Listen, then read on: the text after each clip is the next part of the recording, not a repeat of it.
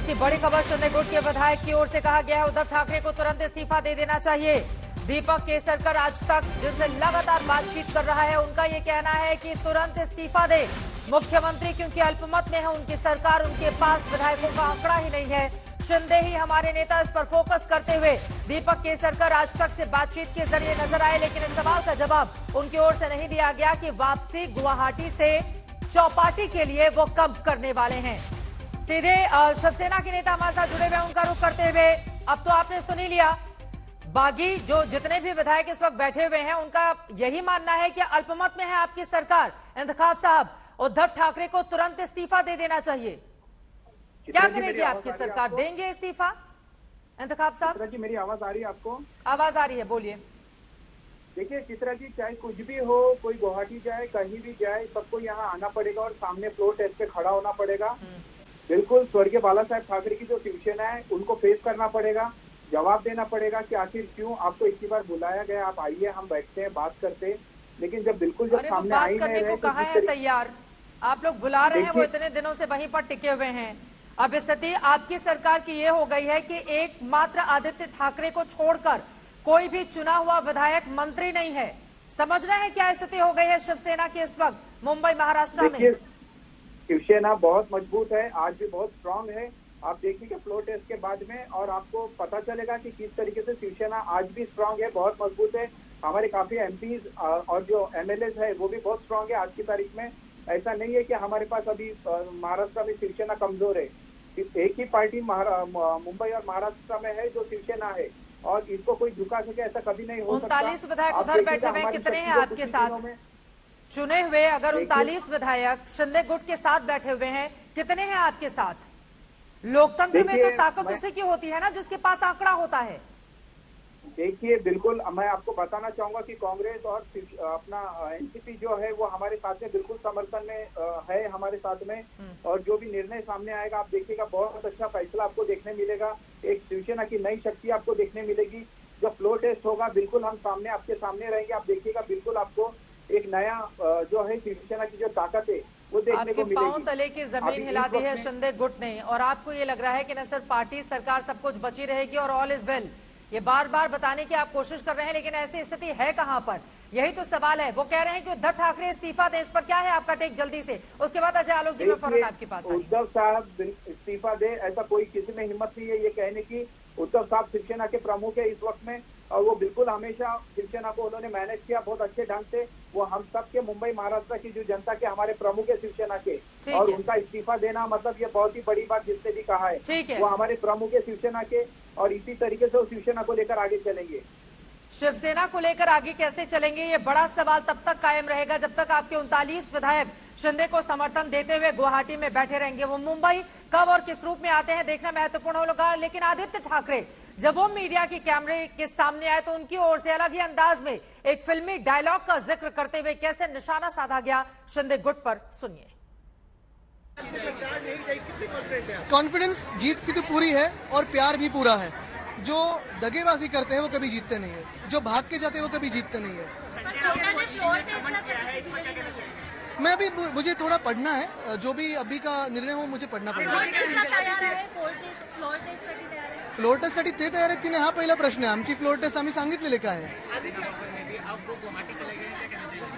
अभी उनका निर्णय है, लेकिन कभी ना कभी तो सामने आने वाले हैं, उनको आंख में आंख डाल के बात करनी पड़ेगी, देखते हैं। आप लोग क्या इसको राजनीति के हिसाब से देख रहे हैं? नहीं, ये राजनीति नहीं, ये तो भी सर्कस बन गई है। और ये बताइए एक और सवाल, फ्लोर टेस्ट के लिए आप लोग तैयार हैं? फ्लोर टेस्ट से मुझे सबसे बड़ी टेस्ट यही है, अगर जो भी बागी है, जो भाग के गए हैं, जो खुद को रिबेलियन कह रहे हैं, रिबेलियन करना होता तो यहाँ हिम्मत से करते, राजीनामा देते, रिजाइन करते और सामने चुनाव के लिए खड़े रहते। मेरी बात पूरी होगी। दूसरी फ्लोर टेस्ट यही होगी कि मेरे सामने बैठे आंखों में आंखें डाल के बोले कि हमने क्या गलत किया। हम शरीफ क्या हुए, पूरी दुनिया बदमाश हो गई, ये डायलॉग बोला आदित्य ठाकरे ने। हालांकि वो लाइन आ नहीं पाई है। इसी सवाल के साथ अजय आलोक जी सीधे आपके पास आते हुए, वो कह रहे हैं कि हम शरीफ क्या हो गए, सभी लोग बदमाश हो गए, लेकिन आंखों में आंखें डालकर बात करने की हिम्मत किसी के भीतर है नहीं। तो पहले मसला तो स्वीकारोक्ति है ना, ये तो इसको रिवर्स एंगल से देखिए तो स्वीकार कर रहे हैं कि हम बदमाश थे और शरीफ हो गए।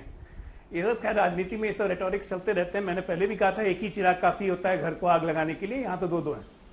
अब सवाल सबसे बड़ा ये है कि राजनीति और सत्ता लोक लाज से चलती है। लोकतंत्र में लोक लाज का बहुत बड़ा महत्व होता है। जब साथ आप देख रहे हैं कि आपके साथ नंबर नहीं है तो राजनीतिक शुचिता का ख्याल करते हुए लोकतंत्र की मर्यादा के लिए सही बात है, इस्तीफा दे देना चाहिए। जैसे उस दिन वो फेसबुक पे कह रहे थे उद्धव ठाकरे, कोई विधायक मुझसे फोन पे भी कह दे कि इस्तीफा दे दो मैं दे दूंगा, तो आज तो आपके सामने मीडिया आज तक पे आके उन्होंने बोल दिया कि उद्धव ठाकरे को तुरंत इस्तीफा दे देना चाहिए। तो अब इंतजार किस बात का, अपनी बातों का अनुसरण कर लें। अब तो खुलेआम मीडिया पे केसरकर साहब ने भी कह दिया कि उद्धव ठाकरे को तुरंत इस्तीफा दे देना चाहिए। और उद्धव जी ने उस दिन फेसबुक पे लाइव पे कहा था ये बात, फारूकी साहब कि ये कोई बात मुझे तो फोन सच पे भी है कह दे ना मैं तुरंत इस्तीफा दे कि दूंगा। अगर कोई कह देगा तो मैं तुरंत इस्तीफा देने के लिए तैयार हूँ। अब तो विधायक खोलकर टीवी कैमरों के सामने बोल रहे हैं, अगर मगर किंतु परंतु की अब गुंजाइश भी नहीं रही।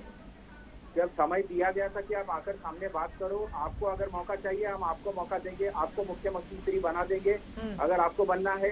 लेकिन उस समय में कोई सामने आगे आके जवाब देने को तैयार नहीं था। ठीक है, अब उनके कहने से कुछ नहीं होता, जैसा उन्होंने कहा अब देर हो चुकी।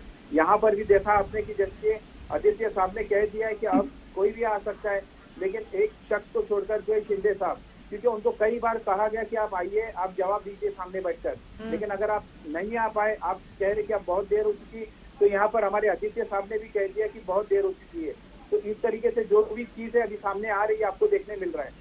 इसी अरे लेकिन आप लोगों की जो जुबानी जंग जारी है उससे भी पता चल रहा है कि बड़े बेसब्र हुए जा रहे हैं आप लोग। आप सुन रहे हैं संजय राउत का किस तरह का बयान सामने आ रहा है, वो जिंदा लाश हो गए हैं, यहाँ आएंगे तो हम देख लेंगे, अजीब अजीब तरह की तेरा बाप मेरा बाप, अपने बाप पर जाइए, उनके हिसाब से वोट मांगे। ये कोई भाषा होती है सरकार बचाने की फारूकी साहब? उन्होंने इसीलिए कहा, इसी से पता चलता है कि आप लोगों की बेसब्री कितनी ज्यादा है, इस सरकार को लेकर डर का माहौल कितना ज्यादा है। नहीं, बिल्कुल ये गलत बात है। उन्होंने इसीलिए कहा, उनका ये बोलने का मतलब ये है कि आप सामने आइए, सामने आकर बैठकर बात करना चाहिए था। जो भी बातें हम सामने बैठकर बात करेंगे। अब ऐसा हुआ है कि जो भी है उनका आक्रोश गुस्सा है वो उन्होंने सामने अपना जाहिर किया, लेकिन इसका मतलब ये नहीं है, कहने का मतलब ये कि आप सामने आइए, सामने बैठना अरे वो पड़ेगा। कहते हैं उसके बाद आग लग जाती है, जगह जगह तोड़फोड़ शुरू हो जाती है, विरोध प्रदर्शन शुरू हो जाता है। ये बड़ा सवाल है ना। हेमंत साहब एक लाइन में क्लोजिंग कमेंट, इन 2 हफ्तों में क्या आपको लग रहा है कि सरकार के पक्ष में खेल बदल जाएगा, बागियों की हार होगी, इस तरह की स्थिति बन सकती है क्या? किसी तरह के चमत्कार की उम्मीद है हेमंत साहब आप लोगों को? बिल्कुल, ये चमत्कार की बात नहीं है। ये पूरा नाटक जो किया गया है, ये बीजेपी ने नाटक लिखा और इनको प्यादे की तरह यूज कर रहे हैं, एकनाथ जी को और बाकी के लोगों को। उनको यूज करके उनको ये बताना है कि उनका छुपा एजेंडा यही था कि शिवसेना को खत्म करना है। मेरी अपील है एकनाथ शिंदे जी की कि ये उनकी जो चाल है उसके ऊपर आप ध्यान दीजिए। शिवसेना बनी रहनी चाहिए, शिवसेना बड़ी होनी चाहिए।